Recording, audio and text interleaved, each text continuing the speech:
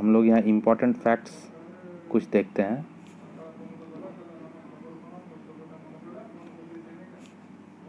यहाँ कुछ important facts हैं। व्हाट यू हैव लर्नड एक नटशेल में दिया हुआ है, इसको हम लोग एक बार देख लेते हैं। बहुत ही इम्पोर्टेंट चीज़ है, पूरे चैप्टर का समरी यहाँ पे दिया हुआ है।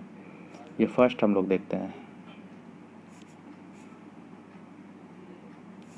इन order to provide food to our growing population we need to adopt certain agricultural practices। हमारे growing population को सपोर्ट करने के लिए हम लोगों को एग्रीकल्चरल कुछ एग्रीकल्चरल प्रैक्टिसेस को अडॉप्ट करना चाहिए। Second, same kind of plants cultivated at a place constitute a crop. जब एक ही तरह का प्लांट्स को कल्टीवेट किया जाता है एक ही प्लेस में, तो वो क्रॉप कहलाता है। In India crops can be broadly categorised into two types based on season, rabi crop and kharif crop. Season के बेस पे इंडिया में क्रॉप्स को ब्रॉडली दो कैटेगरी में बांटा जाता है, rabi crop and kharif crop. हम लोगों ने पहले ही पढ़ा था। खरीफ क्रॉप जो होता है वो जून से लेकर के सितंबर अक्टूबर तक रहता है, मीन्स ड्यूरिंग मानसून। और देन रबी क्रॉप जो है वो नवंबर से लेकर के मार्च तक रहता है। ये वेरी इंपॉर्टेंट है, rabi crop and kharif crop. Then it is necessary to prepare soil by tilling and levelling.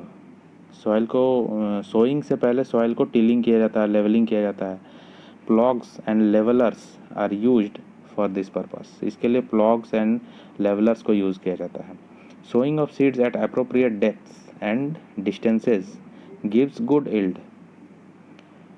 Seeds का जो बीज का जो बोआई होता है उसको प्रॉपर एक अप्रोप्रिएट डेप्थ, गहराई में लगाया जाना चाहिए और प्रॉपर डिस्टेंस मेंटेन किया जाना चाहिए ताकि अच्छा क्रॉप प्रोडक्शन हो, अच्छा यील्ड हो। Good variety of seeds are sown after selection of healthy seeds. अच्छे वैरायटी ऑफ सीड्स को यूज़ किया जाना चाहिए। Sowing is done by seed drills. Seed drills को यूज़ करके सोइंग किया जाता है।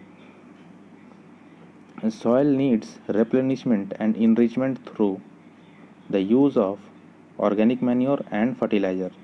सॉइल जो है धीरे धीरे अपना न्यूट्रिएंट्स और फर्टिलिटी को खोते रहता है क्योंकि हम लोग उसको इंटरवल नहीं देते हैं। बैक टू बैक हम लोग क्रॉप प्रोडक्शन उस पर करते हैं, कल्टीवेशन करते रहते हैं।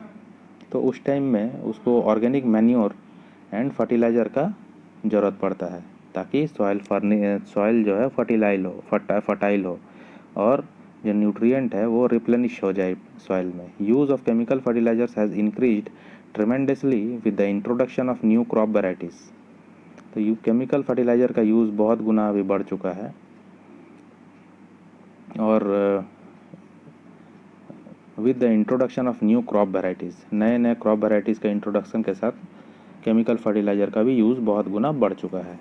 उसके बाद supply of water to crops at appropriate intervals is called irrigation. सिंचाई कहते हैं उसको, प्रॉपर पानी पहुंचाना प्लांट्स को। Weeding involves removal of unwanted and uncultivated plants called weeds. Weeding किसे कहा जाता है? Weeding means removal of unwanted and uncultivated plants. जो अनवांटेड प्लांट्स आ जाते हैं, खरपतवार जिसको बोलते हैं, तो उसको रिमूव करने का टेक्निक को ही वीडिंग कहते हैं, वीडिंग आउट। उसके बाद harvesting is the cutting of the mature crop manually और बाय मशीन्स। जब क्रॉप मैच्योर हो जाता है, तैयार हो जाता है, तो उसको कटिंग किया जाता है, उस टेक्निक को ही हार्वेस्टिंग कहा जाता है। Then separation of grains from the chaff is called threshing. Grains को उसके छिलके से उसको सेपरेट करना, उस मेथड को ही थ्रेशिंग कहा जाता है। मीन्स प्रॉपर ग्रेन को उसके छिलके से बाहर निकालना क्रॉप को। Proper storage of grains is necessary to protect them from pest and microorganisms. Proper storage बहुत ही इम्पोर्टेंट होता है, बहुत इम्पोर्टेंस होता है स्टोरेज का।